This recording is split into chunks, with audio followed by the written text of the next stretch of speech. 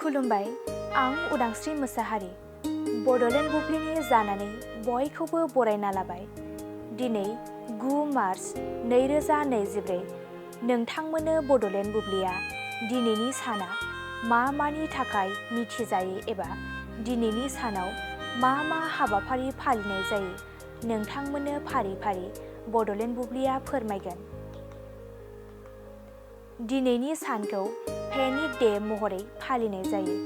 Panic डेखौ बोसोरफ्रोमबो 9 March खालि मोनसे जिरायनाय सान हिसाबै फालिनाय जायो।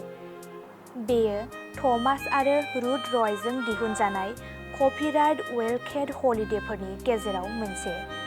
गिखांनाया मोनसे जोबोद आंगो मोन्दांथि जाय दुखुगोनां, गोब्राब आरो गिथावना जानो हागौ।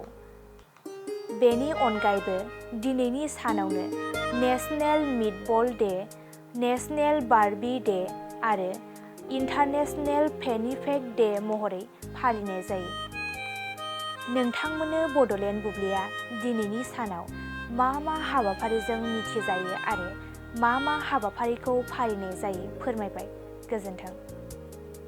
क'क्राझार नोगोरनि आर.एन.बी लामाजों थांनाय बागानसालि वार्ड नाम्बार 8 आव रायजो राजाफोरनि गोग्गो देहा लाखिनो थाखाय सानजोरां इन्टारप्राइजआ गोदानै जेनेसा वेलनेस प्राइभेट लिमिटेड बेखेवदों।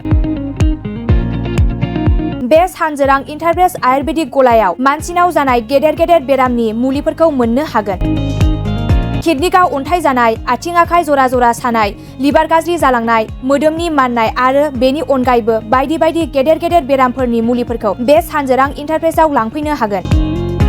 सानजोरां इन्टारप्राइजआव गासै बेरामनि मुलिफोरखौ हलसेल राङावनो लांनो हागोन। सानजोरां इन्टारप्राइज बिगोमाया फोरमायबावनाय बायदिब्ला नैबे 9954157149 जानबुं नाम्बारनि गेजेरजों नोंथांनि गोनांथि जानाय मुलिफोरखौ सुलाद लानो हागोन।